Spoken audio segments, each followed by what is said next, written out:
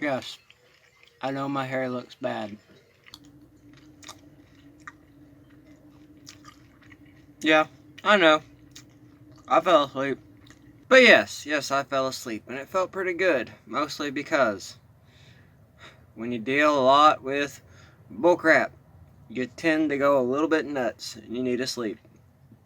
But you guys, this is day 180 of my vlogging experience here in the state of Florida, and I thought I would do my top 10 horror films of the last decade, at least to me anyway. I did some thinking on this, and last night, I did some research, and I feel that this is a good list. So, strap in your seatbelts. Let's have some fun. Alrighty, to start off this list, I figured I would start out with a very unusual one that, honestly, I forgot there for a little while, and that one is the 2014 Babadook. Now, for me, the Babadook was just really, really weird. Um, I really like how a lot of psychology played into it.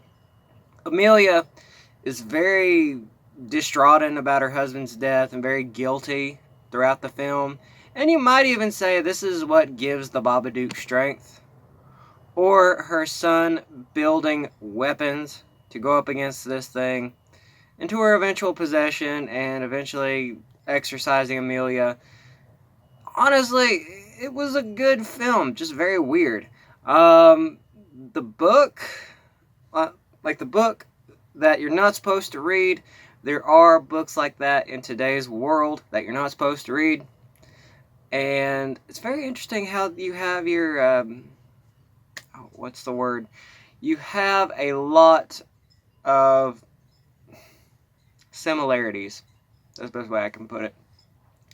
And two, the ending of the film just left me saying, it was a very unconventional one. It was something that you don't typically see in a horror film, which, that's why I like the ending, and that's probably why it's on my list, but all in all, it just didn't, scare me. It was all built off of tension, which, honestly, that's also a good thing. Now, for number 9 on my list is from a series that I absolutely love, but here over the last few years has been going down in quality, and that is the Conjuring universe's The Nun. I absolutely loved The Nun. It had a lot of mix between your typical Conjuring universe movie where everything is just supposed to be that way. It's scary, it's got a great storyline, but at the end, you get to see how The Nun ties into the first movie. And you really get to see some aspects of the Catholic Church at the time, and especially the history of it. One of the history things that I like is that the nunnery, the church was originally a castle owned by a duke that was heavily involved with the paranormal and the occult, but was stopped by the Knights Templar, and to really stop this evil, they put some of the blood of Jesus Christ at the very bottom of the hole where the Duke was doing his practices. And for the longest time, that's what kept the evil at bay, the Valak. But because of World War II, dropping a bomb, boom, it opened up the portal again. The nuns got attacked. And really, as the nun and the father who are there, they, for the most of the movie, get to see that what they're experiencing is an illusion, a paranormal illusion. Dude, that's such a screw up. It's screwed with my mind, but I guess really why it's not totally my favorite is because, I don't know. Some of the things were a little bit cheesy. Granted, I'm a Christian, but the blood of Jesus, I mean, I know there are holy relics out there that are from the time of Christ, but I don't know. That part of the plot I found just a little bit, I don't know. Maybe they could have done something better. I don't know. Either way, it worked, but I don't know. I'll probably on this list, this probably only say like, I don't know why it's not higher on my list. Number 8 on my list is 2013's The Conjuring. Yes, the very movie that started the Conjuring universe, and as to what we know now, is a multi-million-dollar franchise in Hollywood. It's that good. But really, 2013 The Conjuring was the Warren family's investigation of the Perron family who lived on a haunted farm in Connecticut. And I think it's very interesting to hear how the Perron family said that movie described a lot of what they were seeing. Very strange. Very interesting. But one of the things that... Well, I like how this movie also brought about Annabelle, one of the creepiest dolls in Hollywood, which, by the way, that doll looks nothing like in the movie. Yeah. That's my work knife. But The Conjuring, we also get to see how Lorraine Warren almost died in this particular exorcism, which apparently did happen in real life. One of the things that also happened in real life that didn't happen in the film is the lady who aged and looked very old. In the movie, she recovered from that. She healed. In real life, The Conjuring house, the lady never recovered from her wrinkles and her age. She never got over that. So it's very but I thought it was a good film. I liked it. Scared the crap out of me. A little fun fact is I didn't see this movie until later on, like 4 years down the road after it came out. And I was impressed. I was very impressed. That's also when my best friend started dating this one girl. That's a different story for a different day. But, on to number 7, which is Jordan Peele's 2019 film, Us. Now, Us for me was just a total... It had a great plot twist. I mean, its plot back and forth. I mean, it was just so well done. Especially with the doppelgangers, the underground city, the old government experiment that went awry, and really getting to see at the end that Adeline that we see throughout the entire film is actually the mole at the bottom. And the one that we do see that causes the fight is actually Adeline, who got stuck in the basement. And why she talks the way she does throughout the film is because the doppelganger hit her in the throat. That's why she could hardly talk. Which, just totally strange. But really the film touches on, who do we fear?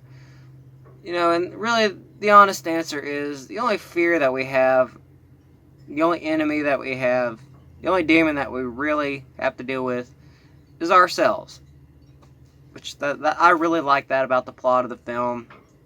Jordan Peele did an amazing job.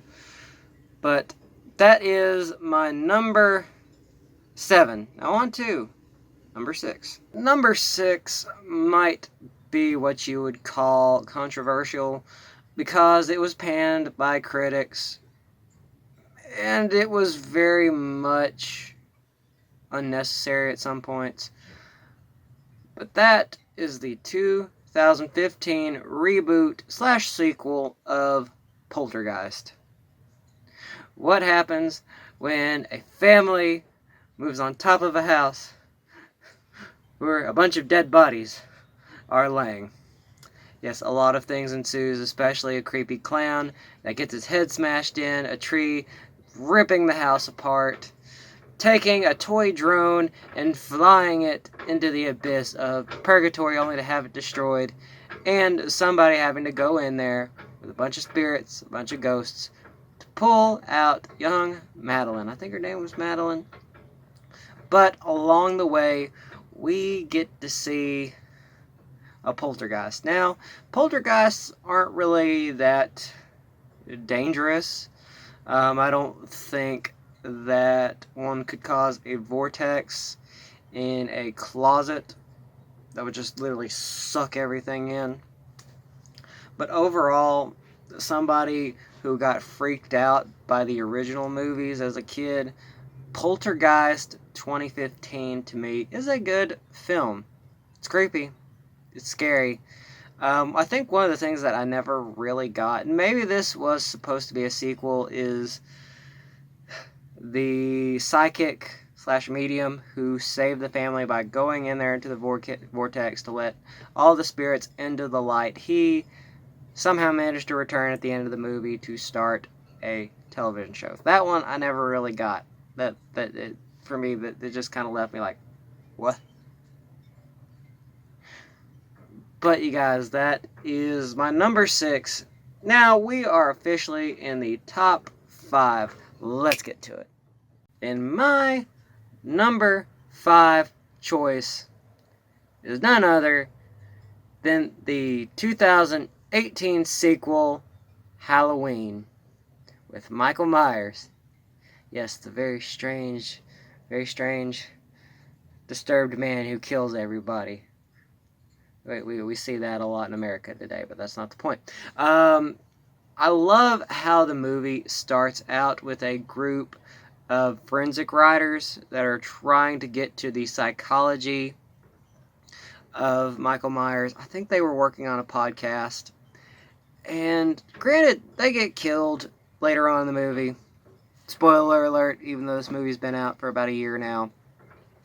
We get to see Michael Myers' sister, which essentially becomes the main protagonist to the film. She has been planning for Michael Myers' release or his escape for years and years now. And her house is built to contain him. We see that later on in the film. They set the house on fire. But that still doesn't kill him. But that's Michael Myers. But shoot. All in all, I loved how the beginning of the film started. I mean, we got to see Michael Myers chained up on death row. But I'll say, too, I really liked the escape scene. Especially with the kid getting killed, and I think he was a cop that got killed too. That just kind of started this chain of events that led to none other than Michael Myers committing all these murders. It's like, dang. But all in all, I love the film. I mean, especially when you have a sequel / rebooting of a movie franchise like that, completely bypassing Rob Zombie's films, which I will say the first one was good, second one, it wasn't that great. But now, let's get on to number 4. Now, number 4, for its time, was a masterpiece. The sequel, on the other hand, sorry, I'm just trying to keep the sunlight out. The sequel, on the other hand, that's the reason why it hasn't become a trilogy, and that is the 2012 smash hit, Sinister. Sinister plays on the found footage aspect, where this creature, Bagal, hides in various paintings, mirror images, videos, anything that is otherworldly in quote-unquote another dimension. I think that's how it went. And really, we get to see how all this unfurls with the entity known as Bagul is taking over the children and making them commit these crimes. And near the end of the film, they thought they destroyed the camera. No, it didn't. The little girl comes back, and we get to see the found film footage of her, I think, setting the entire family on fire. It was pretty brutal. But it wasn't as brutal as the lawnmower scene. If you've seen the movie, you know what I'm talking about. When I was with my ex-girlfriend at the time, that made me jump and made me get scared, and because I hadn't really at the time seen that many horror films. And my ex-girlfriend laughed, and yeah, that's why the relationship didn't work. But Sinister, to me, was an amazing film. It had me probably for at least a solid month looking, checking, especially downstairs at my dad's house when I lived there, because I didn't want to see anything. But now, to number 3, my top 3, or why would you put this one so far on the list when it was a decent film at best, but it wasn't super great? And that is 47 Meters Down, the 2017 first film. First film, because I know that they had a recent one come out. But I'll let you all know why it is so far on my list. I am very claustrophobic, and watching these two women in a cage surrounded by great white sharks at the bottom of the ocean with no way out, and the only way that they can get out is by swimming up and having a giant ass shark bite them in half, or asphyxia, or running out of oxygen, or trying to get down there, always getting bitten. I can't tell you all how many times I left the theater that night, because my best friend and I were watching it. I wanted to watch it out of curiosity, but I'm sorry, being caught 150 feet below the ocean surface would freak me out, like with no way and depleting oxygen. That's a real world situation. That's nothing that's paranormal or haunted. That is a do or die situation, especially with one of the women dying in the end. That sucked. Getting bitten by a shark. Like, F you, shark. F Jaws' F Jaws' cousin. But still, regardless, I like the acting in the film. The plot was, for the beginning of the film, kind of stupid. It's kind of like a cheesy, romance film. Like, oh, he doesn't love me. Why doesn't he love me? Well, because you're boring. But, you guys, that is my number 3 film. And like I said, I had to walk out of the theater several times because I just could not stand the thought of being stuck 150 feet below the ocean surface. Now, for my number 2 film. I had some questions about this one that I probably should have thought of. But honestly, in my heart, I feel like these are kind of tied for one another. But my number 2 is It, Chapter 1, 2017.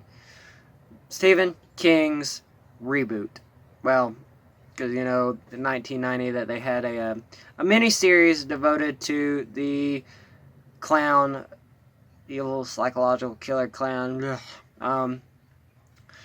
But with its all-star cast, with its all-star cast, Bill Skarsgård as Pennywise and his acting talent, and really the direction where the movie went, I was freaked out, throughout the entire film. It's something that, it captured something which doesn't happen too often, especially with Stephen King's work, and catching just a hint, or catching Stephen King's his vibe. I guess that's the best way to put it. Catching his vibe and putting it in there. Like, honestly, it was like one story built on top of another story. We got to see that Derry is a very evil place. And they kept towards the source material fairly decent, except for the ending of that part of the book. Yeah, we won't go there, because that's like Stephen King's a little weird about that kind of. But anyway, It Chapter 2, even to this, well, It Chapter 1. It Chapter 1 is still one of my favorite films or horror films of the last decade. It was good. I liked it. Dang it, Bill Skarsgård. But now finally for my number one film. And this one had me praying. It was that bad. It scared me. It scared the complete bejesus out of me. I will be point blank with you guys on that. And that is the 2017 horror film Annabelle Creation. The film that created and started Annabelle, the creepiest doll ever. We get to see how all this was started by family's grief when a father who was a doll maker lost his little girl in a car accident, which they felt was their fault. They contacted a malevolent spirit that granted them this quote-unquote child that possessed a doll, and it made their lives a living hell. And we also get to see how, for penance, the family takes in a group of orphans from a nunnery. I believe the nunnery is closed. It's been a while. But one of the children this particular demon takes interest in is a little girl who is crippled from polio. Now, she knows that she most likely will not get adopted because of her leg injury.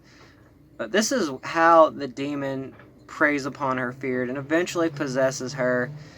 And I think still one of my more favorite parts of this film was seeing the wife, that we never really get to see her face until later on. And what had happened is she had a glass face, or a glass piece covering her face, and what had happened is the doll had ripped her eye out. But the sad part was that at the end of the film, when the nun and another little girl were running out, they see that the wife is like almost like crucified on the wall and in half. That's freaky. But also the demon taking control of a scarecrow and scaring the tar out of another little girl. And we also get to see how for so many years this family kept this evil at bay. Which they did is they put her in a small room with Bible verses, pieces of the Bible like everywhere. But at the end of the film, we get to see how it ties into Annabelle, the first movie that we get to see. And this girl that was possessed, that kills her family in the first film, is none other than the girl from the orphanage. Very well done. It had me praying. It was that scary. But you guys, that is my top 10 horror films of the last decade. Well, you guys, I hope you all enjoyed my top 10 horror films of the last decade. I know I probably could have done more research, but this one is one that I've been wanting to do, and I don't really want it to be an excuse, but yesterday really kicked me in the butt.